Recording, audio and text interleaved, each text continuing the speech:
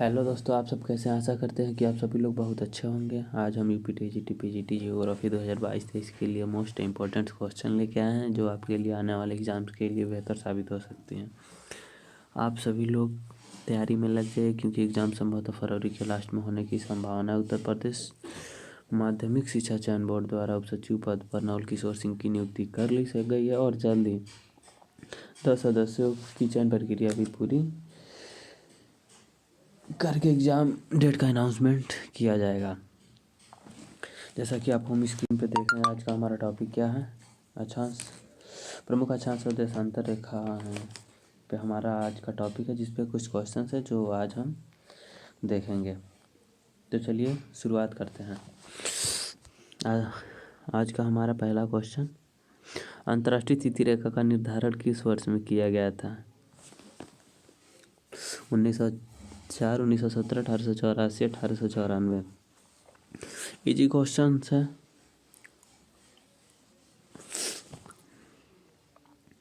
1884 जिसका right answer है, आपको फर्स्ट स्क्रीन पे ही दिख गया होगा। चलिए हम इसका व्याख्या देखते हैं। अंतर्राष्ट्रीय तिथि रेखा का निर्धारण वर्ष 1884 में किया गया था। प्रशांत महासागर से गुजरती है देशांतर रेखा है, जिसे 180 डिग्री देशांतर रेखा भी कहा जाता है। प्रधान मध्य रेखा, जिसे 0 डिग्री देशांतर रेखा भी कहा जाता है, को ग्रीनविच इंग्लैंड में वर्ष 1852 में निर्धारित किया गया था। चलिए, अच्छा क्वेश्चन है। अगले क्वेश्चन पे हम चलते हैं, देखते हैं। मानचित्र रचना में अक्षांश एवं देशांतर रेखाओं का उपयोग सर्वप्रथम किस देश के विद्वानों द्वारा किया गया था? अच्छा क्वेश्चन है, थॉट से रिलेटेड क्वेश्चन। चलिए हम इस क्वेश्चन के ऑप्शंस को देखते हैं। 2004 टीजीटी में क्वेश्चन पूछा गया था, चीनी विद्वान, भारतीय विद्वान, यूनानी और मिस्र किसके द्वारा? तो इसका राइट आंसर यूनानी विद्वान। आइए हम इसका व्याख्या देखते हैं। टाइपिंग मिस्टेक सॉरी इसके लिए। किसके जगह यहाँ पे हिपार्कस होगा। हिपार्कस एक यूनानी खगोलशास्त्री एवं गणितज्ञ था, जिसने इसकी खोज की थी।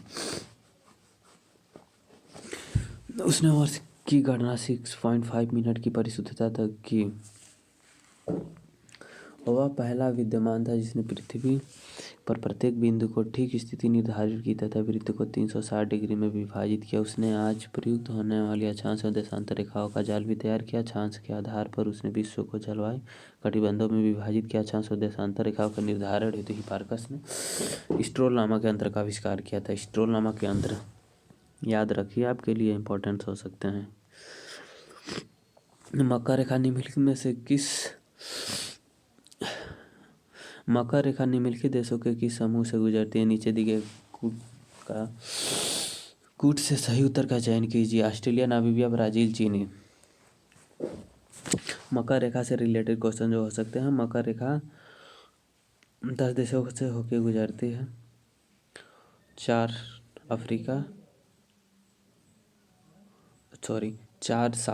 साउथ अमेरिका और 4 अफ्रीका, और एशिया जो ऑस्ट्रेलिया के आसपास है, वहाँ ऑस्ट्रेलिया और मेडागास्कर, वहाँ से 2 कंट्री, टोटल 10 हो गए। जिसमें आप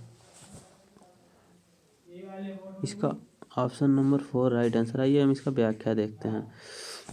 दक्षिणी गोलार्ध में 23.5 डिग्री दक्षिणी अक्षांश रेखाओं को मकर रेखा कहा जाता है। मकर रेखा मुख्यतः ब्राजील, पैराग्वे, अर्जेंटीना, चीनी, French Polynesia, Botswana, Australia, Madagascar, Mozambique, दक्षिणी अफ्रीका, टोगा और नामीबिया से होकर गुजरती है।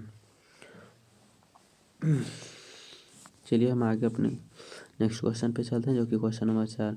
भूमध्य रेखा पर 1 डिग्री देशांतर रेखा की वृद्धि की दूरी को क्या कहा जाता है? की दूरी कितनी है? सॉरी, भूमध्य रेखा पर 1 डिग्री देशांतर की दूरी कितनी है? चलिए, देशांतर रेखा पे बढ़िया क्वेश्चन है, बताइए। इसका राइट आंसर होगा 111.32 किलोमीटर। चलिए हम इसका व्याख्या देखते हैं। उसके पहले बहुत सारे इस पे फैक्ट्स देख लेते हैं। अक्षांश रेखा से देशांतर रेखा से रिलेटेड। देशांतर रेखा 1 डिग्री देशांतर रेखाओं के बीच में 111.34 किलोमीटर की दूरी होती है और समय अंतराल 4 मिनट की होती है।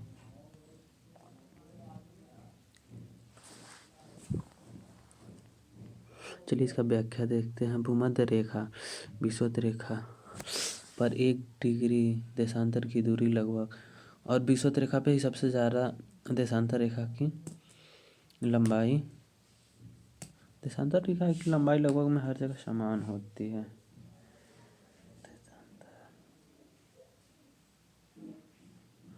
9 सबसे ज़्यादा भूमध्य रेखा, सॉरी क्लियर है, नो डाउट। भूमध्य रेखा पर देशांतर रेखाओं के बीच की दूरी सबसे अधिक होती है। बाकी जैसे ही आप ध्रुवों की तरफ जाएंगे दूरी कम होती जाएगी। तो सबसे ज़्यादा, ये भी एक फैक्ट्स हो सकता है आपके लिए। तो भूमध्य रेखा विषुववृत्त पर 1 डिग्री देशांतर रेखा की दूरी लगभग 111.32 किलोमीटर है। देशांतर विषुववृत्त के साथ बनी वह कोणीय दूरी है जिसे डिग्री में मापा जाता है। इसे ग्रीनविच के पूर्व एवं पश्चिम 0 डिग्री से 180 डिग्री तक मापा जाता है। याम एवं उत्तरों के बीच की दूरी विषुववृत्त पर अधिकतम तथा ध्रुवों पर न्यूनतम होती है। देखिए यहाँ नीचे मेंशन भी किया गया है, तो क्लियर ही हो गया। चलिए अब नेक्स्ट क्वेश्चन पे चलते हैं। 1 डिग्री देशांतर को पार करने में कितने समय लेती है? चलिए इसको तो हम आप चर्चा कर चुके हैं, 4 मिनट का समय लेती है। इसका भी व्याख्या देखते हैं। पृथ्वी को अपने ध्रुव तक धुरी का एक चक्कर 360 डिग्री लगाने में 24 घंटे लगते हैं, अर्थात 1 घंटा 60 मिनट में 15 डिग्री घूमती है। इस प्रकार 1 डिग्री देशांतर की दूरी का तय करने में इसे 4 मिनट का समय लगता है। अन्य महत्वपूर्ण तथ्य, किसी देश के मध्य से होकर गुजरने वाली देशांतर रेखा के आधार पर अनिर्धारित समय प्रमाणिक समय कहलाती है। भारत का प्रमाणिक समय 822 नहीं, 82 डिग्री है यहाँ पे। पूर्वी देशांतर से लिया गया है। यह रेखा प्रयागराज इलाहाबाद के नैनी से होकर गुजरती है। यहाँ 822 नहीं, 82, 82 डिग्री कर लीजिएगा। क्वेश्चन नंबर 6, प्रधान यामोत्तर कहते हैं 0 डिग्री देशांतर को, 90 डिग्री पूर्वी देशांतर को, 90 डिग्री पश्चिमी देशांतर को, 180 डिग्री देशांतर को। इसका राइट आंसर ये है 0 डिग्री देशांतर को।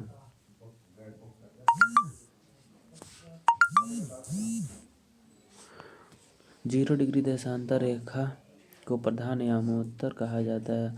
यह रेखा लंदन के निकट ग्रीनविच से होकर गुजरती है। तथ्य, 2 प्रधान मध्य रेखा जिसे देशों से होकर गुजरती है वे United Kingdom, France, Spain, Algeria, Mali, Burkina Faso, Togo, Ghana और अंटार्कटिका। अन्य अंश देशांतर पर आधारित प्रधान मध्य रेखा द्वारा अंतर्राष्ट्रीय मानक समय का निर्धारण किया जाता है। चलिए हम अपने नेक्स्ट क्वेश्चन पे चलते हैं।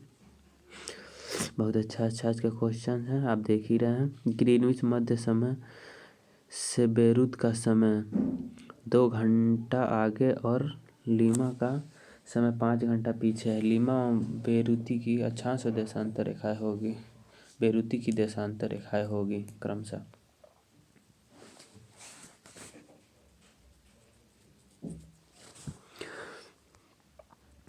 ऑप्शन देख सकते हैं, इसका राइट आंसर आपका बी होगा। 75 डिग्री पश्चिमी और 30 डिग्री पूर्वी। ग्रीनविच मध्य समय से बेरूत का समय 2 घंटे आगे और लीमा का समय 5.5 घंटे पीछे और आगे 7.5 घंटे। लीमा और बेरूती की देशांतर रेखाएं होगी 7.5 घंटा। 15 डिग्री पे आपका 1 घंटा होता है, 7.5 घंटा है आप, और 7 घंटे आपका यहाँ हो रहा है। तो 7 गुणे 15 कितना हो रहा है? 15 सत्ते 105।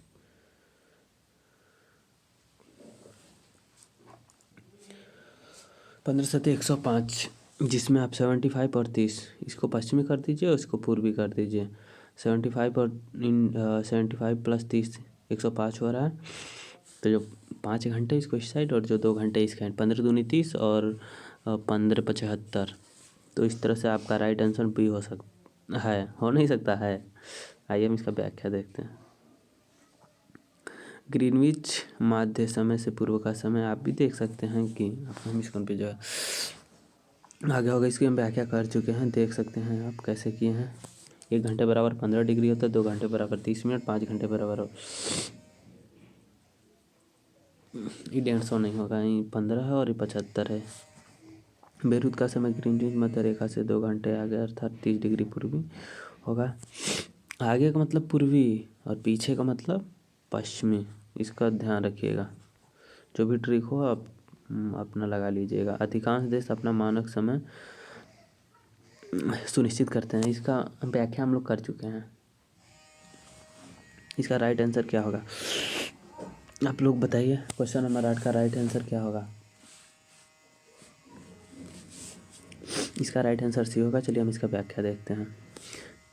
किसी देश अथवा क्षेत्र विशेष में किसी एक मध्यवर्ती देशांतर के स्थानीय समय को पूरा देश अथवा क्षेत्र का समय मान लिया जाता है, जिसे मानक समय कहते हैं। भारत की मानक समय रेखा 82.5।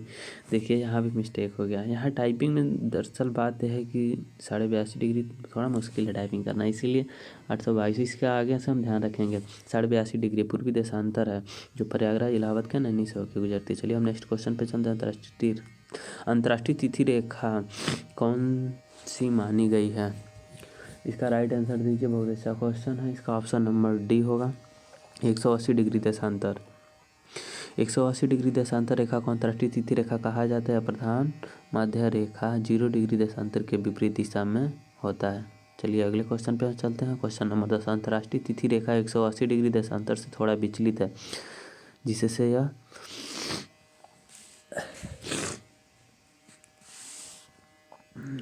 यह क्या होगा? समान प्रशासन के अंतर्गत स्थित द्वीप समूह को विभाजित नहीं करता। ऑप्शन नंबर ये है इसका राइट आंसर होगा। चलिए हम इसका व्याख्या देखते हैं। अंतर्राष्ट्रीय तिथि रेखा 180 डिग्री देशांतर से थोड़ा विचलित है। इस रेखा को स्थल भाग से दूर रखा गया है ताकि एक ही देश में रहने वाले लोगों को असुविधा न हो। यदि अंतर्राष्ट्रीय तिथि रेखा किसी देश के बीच में होकर निकलती तो इसके दोनों तरफ आने वाले देश को एक ही दिन में 2 अलग अलग तिथि माननी पड़ती है और इस प्रकार वह असुविधा होती है। अच्छी बात है। चलिए हम अपने अगले क्वेश्चन पे चलते हैं। Question number 11। अंतर्राष्ट्रीय तिथि रेखा कातिप्य स्थल क्षेत्रों के समायोजन हेतु कुछ विचलनों के साथ अनुसरण करती है। Question number 11। इसका राइट आंसर 180 डिग्री देशांतर होगा। अंतर्राष्ट्रीय तिथि रेखा कातिप्य स्थल क्षेत्रों के समायोजन हेतु कुछ विचलनों के साथ अनुसरण करती है। 180 डिग्री देशांतर इसका राइट आंसर होगा। चलिए इसका हम व्याख्या करते हैं। व्याख्या नहीं है, व्याख्या क्या, इसका व्याख्या हो भी चुका है। अंतर्राष्ट्रीय तिथि रेखा कातिप्य स्थलों के समायोजन हेतु विचलनों के साथ अनुसरण करती है। इसके पहले क्वेश्चन में कर चुके हम लोग। अंतर्राष्ट्रीय तिथि रेखा किसे कहते हैं? Question number 12। अंतर्राष्ट्रीय तिथि रेखा किसे कहते हैं? कई बार रिपीट हो चुका है। 180 डिग्री देशांतर होगा इसका राइट आंसर। TGT 2013 में क्वेश्चन पूछा। चलिए हम अपने नेक्स्ट क्वेश्चन पे चलते हैं। जब जहाज अंतर्राष्ट्रीय तिथि रेखा को पश्चिम से पूरब पार करता है तो उसकी तारीख एक दिन बढ़ जाती है, एक दिन घट जाती है, आधा दिन घट जाता है। इसका राइट आंसर भी होगा, एक दिन घट जाता है। जब जहाज अंतर्राष्ट्रीय तिथि रेखा को पश्चिम से पूर्व एक दिन घट जाता है।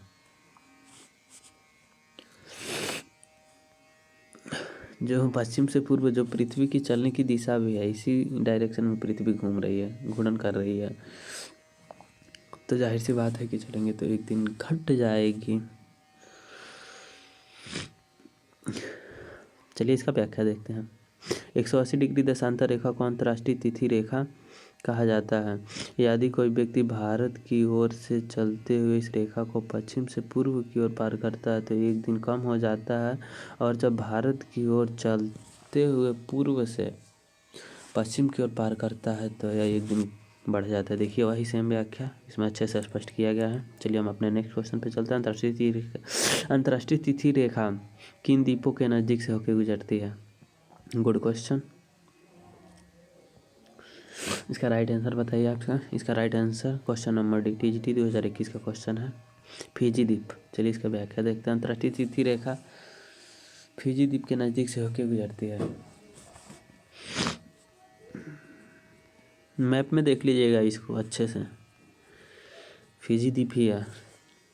मैप से देखेंगे तो और भी एक दो द्वीप जो आसपास हैं वो क्लियर हो जाएंगे, जो कि अच्छी बात है। मैप देखते रहना।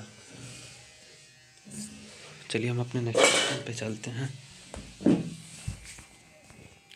क्वेश्चन नंबर 15, यदि पृथ्वी की घूर्णन की दिशा उलट दी जाती है तो अंतर्राष्ट्रीय तिथि रेखा पर जब दोपहर होगी IST पे क्या प्रभाव होगा। अच्छा क्वेश्चन घुमा के क्वेश्चन किया गया, PGT का क्वेश्चन 2016 का। इसका ऑप्शन नंबर सी आंसर होगा।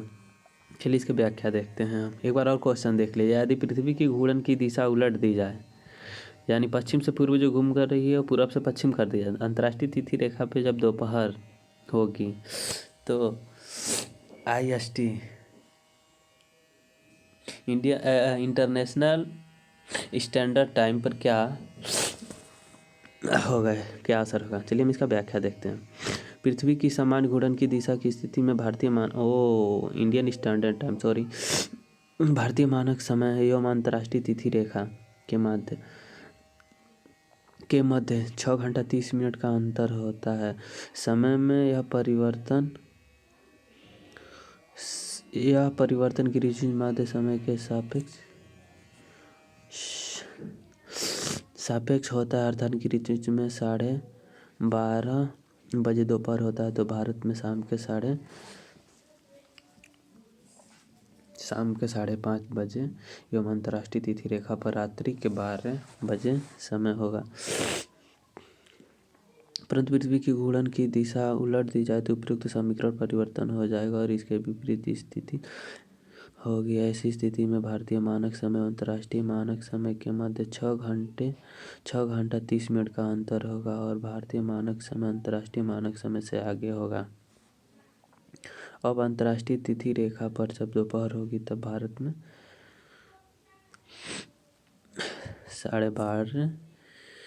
12 PM प्लस 6.5 घंटा ऐड करिए तो होगा 18 घंटा 30 मिनट, जो कि राइट आंसर आपका होगा सी। चलिए हम अपने नेक्स्ट क्वेश्चन पे चलते हैं। मध्य प्रशांत महासागर से गुजरने वाले अंतर्राष्ट्रीय तिथि रेखा सामान्यतः अनुसरण करती है। क्वेश्चन नंबर 16, इसका राइट आंसर ये होगा। इसका व्याख्या भी कुछ कर चुके हैं और जो बचा है उसको कर लिया जाए। मध्य प्रशांत महासागर से गुजरने वाली अंतर्राष्ट्रीय तिथि रेखा सामान्यतः 180 डिग्री देशांतर का अनुसरण करती है। चलिए हम अपने नेक्स्ट क्वेश्चन पे चलते हैं। किसे आर्कटिक वृत्त कहा जाता है। क्वेश्चन नंबर 17, जो कि हमारा लास्ट क्वेश्चन है। किसे आर्कटिक वृत्त कहा जाता है। इसका भी राइट आंसर ये है 66.5 डिग्री उत्तर। किसे आर्कटिक वृत्त कहा जाता है। आर्कटिक। चलिए इसका हम व्याख्या देखते हैं। आर्कटिक वृत्त का उत्तरी गोलार्ध में 66.5 डिग्री उत्तरी अक्षांश रेखा को उत्तरी उपध्रुव वृत्त अर्थात आर्कटिक वृत्त कहा जाता है, जबकि दक्षिणी गोलार्ध में 67.5 डिग्री दक्षिणी अक्षांश रेखा को दक्षिणी उपध्रुव वृत्त अर्थात अंटार्कटिक वृत्त के नाम से जाना जाता है। आज का हमारा ये क्वेश्चंस आई होप आपको अच्छा लगा होगा, आपके लिए यूजफुल हो। इसी के साथ हम अपना आज का जो टॉपिक वाइज क्वेश्चंस थे